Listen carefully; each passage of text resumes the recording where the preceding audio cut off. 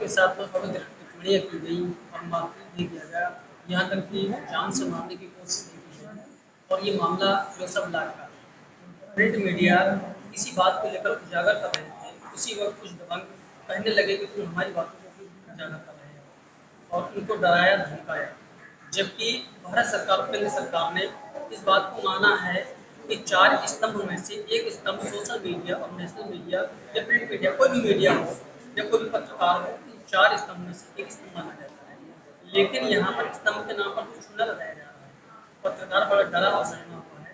हम जब जाके रेसमला पहुँचे सीएससी में मालूम किया तो पता चला कि हालत ढेर नाजुक है, उनको सीधा प्रकाश में रेफर किया गया।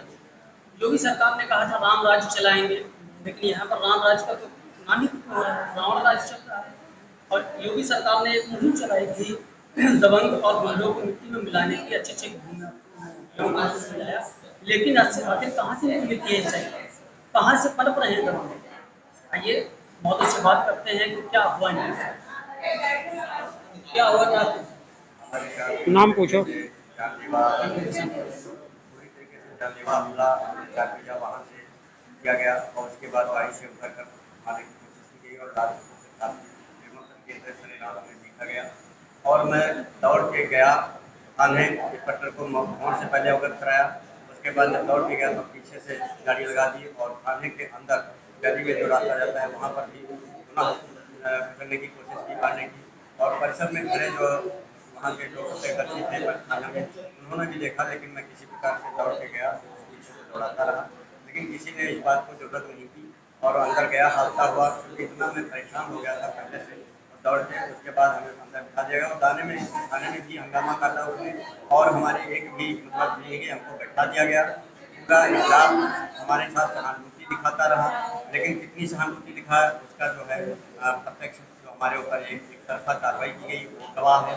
क्योंकि हम पूर्व में कुछ खबरें प्रकाशित किए थे और हम ही नहीं पूरे अखबारों ने प्रकाशित किया और सोशल मीडिया पर अपने चैनल पर भी चलाया था। क्योंकि मारूखेड़ में एक सोनू पांडे है जो अवैध तरीके से क्लिनिक घर में संचालित है उसका, और उस पर कई प्रवक्ताओं और बच्चों की मौतें हो गई थी। इस खबर को लेकर हम लोगों ने बड़ी प्रमुखता से छापा और चलाया और वहीं पर कई अखबारों ने भी छापा। वहीं पर संज्ञान लेते हुए स्वास्थ्य विभाग ने उस पर छापेमारी की। मौके से भारी मात्रा में जो है उपकरण एवासन वगैरह और दवाएं प्राप्त, नोटिस भी छपा की घर के ऊपर बाहर। उसके बावजूद क्या कार्रवाई हुई, फिर पुनः वो चलने लगा, यानी कठोर कार्रवाई हुई सकती है ये नहीं मुझे पता, कैसे चलने लगा दोबारा ये मुझे नहीं पता। फिर उसी को संज्ञान में फिर उसका एक संदीप पतरंगी जो बताया जा रहा है कि वो उसके संपर्क में आ गया, विश्व हिंदू परिषद का अपने को पदाधिकारी बता रहा है। और उसी बात से खुन्नस लेकर, क्योंकि इसके पूर्व में उसके पति जो लोगों में समाज में चर्चा है उसके चारित्र्य मतलब काफी कि पति खत्म हो गए, कैसे खत्म हुए मुझे नहीं पता, लेकिन जो लोगों में चर्चा उसके हमले शुरू करने के लिए तो समाज जवानी पाया करता है और उसके कई केसों में भी फंसी उसी पतियों के मौतों में। और उसके बाद उसके संपर्क में आने के बाद फिर उसी खबर से, क्योंकि लोगों में जुबानी पहले हमसे कहा गया, लोगों ने आगाह किया कि कहीं न कहीं आपको फंसा दिया जाएगा या 76 जैसे संगीन धाराओं में, और या तो जानलेवा हमला हो सकता है, होशियारी है। लेकिन तो हमने जब आपको ये सतर्क किया गया कि जानलेवा हमला हो सकता है, किसी भी वक्त आपके साथ कोई बड़ा घटना घटी जा सकती है, तो आपने कोई एसएचओ या कोई थाना इंचार्ज को आपने कभी इस बारे में अवगत कराया? नहीं अवगत क्या, इतनी बड़ी घटना को हम ये नहीं जान रहे थे। मैं समाज सेवी का काम करता हूँ प्रिंट मीडिया में और सोशल मीडिया में, हर आदमी के साथ सुख में रहता हूँ, लेकिन जिन लोगों ने बताया वो अपनी तरीके से कि अपना नाम उजागर या कोई साक्ष्य हमारे पास न होने के कारण मैंने इस वजह से नहीं कहा है। हमने कहा पुलिस पुलिस प्रशासन आपका साथ दे रही है नहीं दे रही? इस वक्त तो बिल्कुल नहीं दे रहा। जो प्रिंट मीडिया में खबरें छपी जो मैं यहाँ भरती हूँ वो भी आपके सामने है, क्योंकि अगर साथ देती तो एक तरफा मुकदमा क्यों लिखा गया हमारे ऊपर, और सरेआम हजारों आदमी चलता हो कैसे लूट कर सकता है, वो भी चौथा स्तंभ। फिर हम सबसे पहले पहुंचे और एसओ को मैंने फोन से अवगत भी कराया। क्या एसओ का क्या नाम है? घनश्याम राव नाम है। फिर जब पहुंचे तैसे हमने सबसे पहले वही बात बताई कि सर हमारी एप्लीकेशन ले ली जाए, पैसे में लिखवा ली जाए या मौका दिया जाए हमें तो हम बाहर से लिखवा लाएँ, क्योंकि हमारा दिमाग नहीं काम कर रहा है, हम कैसे लिख पाएंगे।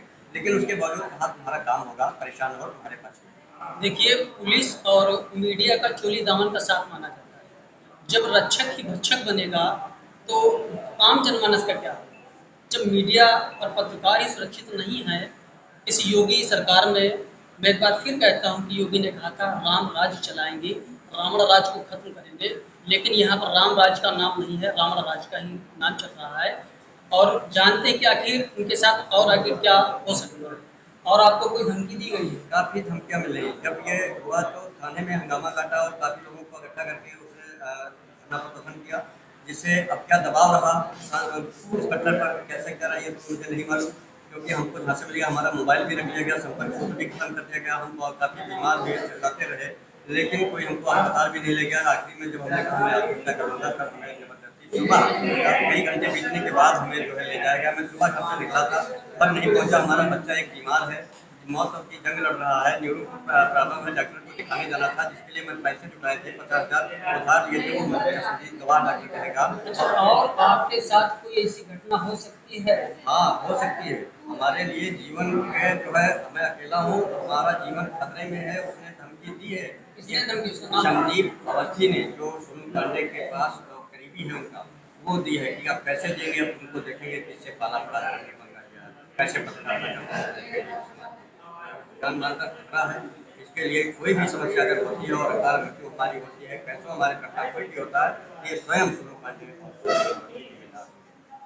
हमारे चैनल के माध्यम से को कोई पैगाम, कोई संदेश अपना देना चाहते हैं? हाँ, देना चाहेंगे। जहाँ पर योगी सरकार, केंद्र सरकार कहती है कि पत्रकारों के लिए सुरक्षा और मान सम्मान की बात करते हैं, लेकिन ऐसे संबंधित गवाह मैं हूँ समाज में इसकी देखभाल करता, जिससे अब क्या दबाव रहा इंस्पेक्टर पर कैसे क्या रहा ये तो मुझे नहीं मालूम, क्योंकि हमको जहाँ से मिल गया हमारा मोबाइल भी रख लिया गया, संपर्क सूत्र भी खत्म कर दिया गया, हम काफ़ी बीमार हुए, चिल्लाते रहे, लेकिन कोई हमको अस्पताल भी नहीं ले गया। आखिरी में जब हमने कहा मैं आत्महत्या करूँगा तब हमें जबरदस्ती सुबह कई घंटे बीतने के बाद हमें जो है ले जाया गया। मैं सुबह घर से निकला था पर नहीं पहुँचा, हमारा बच्चा एक बीमार है, मौत की जंग लड़ रहा है, न्यूरो प्रॉब्लम है, डॉक्टर को दिखाने जाना था, जिसके लिए मैंने पैसे जुटाए थे 50,000 उधार लिए थे, वो मुझे गवाह डॉक्टर कहेगा। अच्छा, और आपके साथ कोई ऐसी घटना हो सकती है?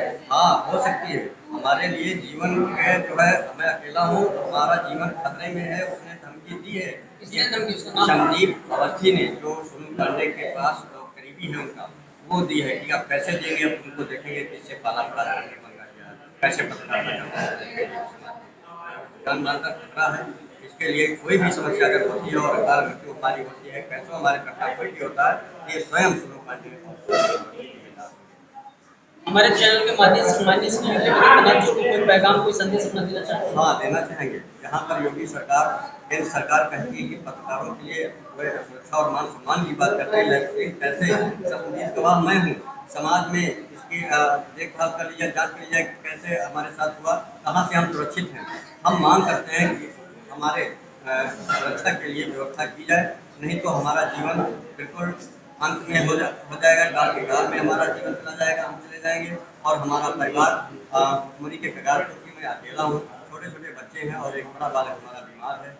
समझ लो हम कैसे जीवन यापन कर रहे हैं, ये समाज हुआ। देखिए, पत्रकार की महोदय की बात से हमको ये लग रहा है, इन्होंने जो खबर उजागर की थी झोला छाप डॉक्टर की थी, और झोला छाप डॉक्टर के चक्कर में आकर लोग समय से पहले काल के मौत में चंगुल में आ जाते हैं। इन्होंने जो कार्य किया वो समाज सेवा का किया, जबकि हर जगह पर CSC मौजूद है, सरकारी अस्पताल, स्वास्थ्य केंद्र मौजूद है, उसके बाद भी झोला छाप अपने को ऊंचा करने के लिए अच्छी कमाई भी करते हैं। इस बात को जब उजागर किया तो इसी बात को लेकर विवाद रखा। हाँ, इसी बात को, क्योंकि 2023 में कई जो है ये कई गाँव की जब मौतें हुई, थोड़ा हम हवा से ग्रामीण स्तर पे चर्चा करता हूँ, लोगों ने हमारे ऊपर भरोसा कर, मैं अमर उजाला में संवाद एजेंसी में काम करता हूँ और व्यवस्था के समाचार संकलन के मैं अमर उजाला। आपके संपादक का नाम?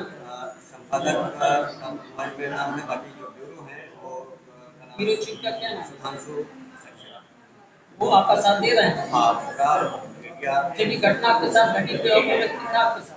हाँ, हमारे साथ एक कुलदीप तिवारी थे और एक कई लोग मुझे भी करते हैं, ऐसा होता होते तो हम जेल मारने का पूरा प्लान कर लिया था और आगे भविष्य में भी हमारा। देखिए, योगी सरकार से इनको ये कहना है कि यदि आने वाले भविष्य में उनके साथ घटना होती है, अकाल मृत्यु होती है, इसका सिर्फ और सिर्फ जिम्मेदार वही लोग होंगे जो इनके साथ हाथापाई किए हैं, इनको मारा पीटा है, इनके ऊपर दबाव है। के पूरे समर्थक होंगे अच्छा, ये आप लोग कौन हैं? ये हमारे चिंतक हैं समाज के।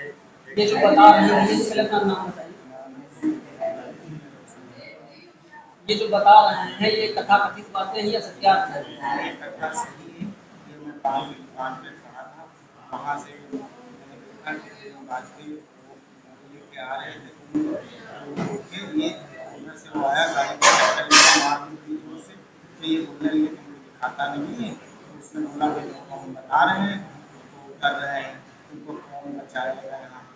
तो उन्होंने उनको धक्का दिया, उनको धक्का देने के बाद उनको लाठी से मारा और पीटा। जब हम लोग छुड़ाने गए तो उन्होंने बोला अगर बचाओगे तो बचाने वाले को भी सजा मिलेगी।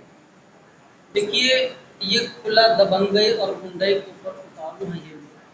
और कब तक चलेगा रावण राज, कब तक रहेगा गुंडा राज? अब तो योगी जी से यही कहना है कि इसको यही समाप्त किया जाए। और क्या कहा हम लोग? और कहा जो इनके समझ में रहेगा उनको भी देख।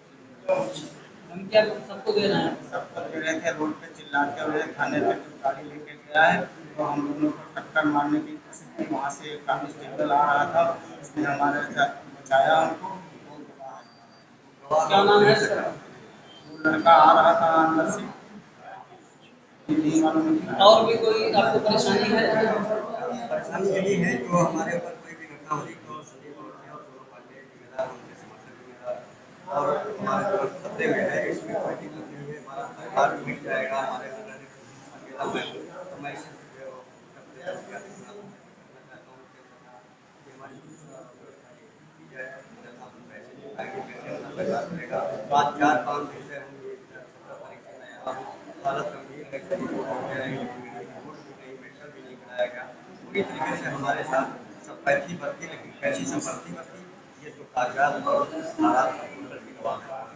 क्या दबाव रहा, कैसे क्या रहा जो हमारे पास में कोई कार्रवाई नहीं करना कराया गया। हमारे किसी में चिल्लाता रहा कि मैं परेशान हूँ, कैसे मान लें कि पत्रकार है, क्योंकि समाज यहाँ के मतलब गुरु वगैरह सभी लोग इस चीज़ को मानते हैं, लेकिन कैसे मान लें कि हम पत्रकार हैं। सरकार सबको भी समझा बोला छापता रहा, तरह तरह के कहानी को सोशल मीडिया पर वायरल कर रहा है।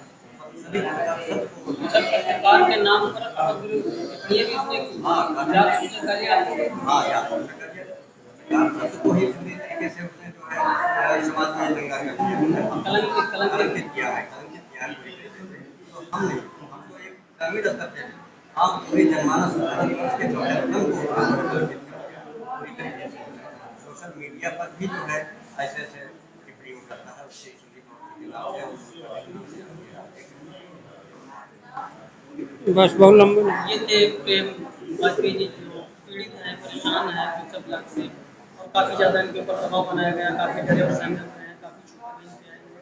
और फ्यूचर ब्लॉक से इनको रेफर किया गया जैसे सीतापुर CSC अस्पताल में आए हैं।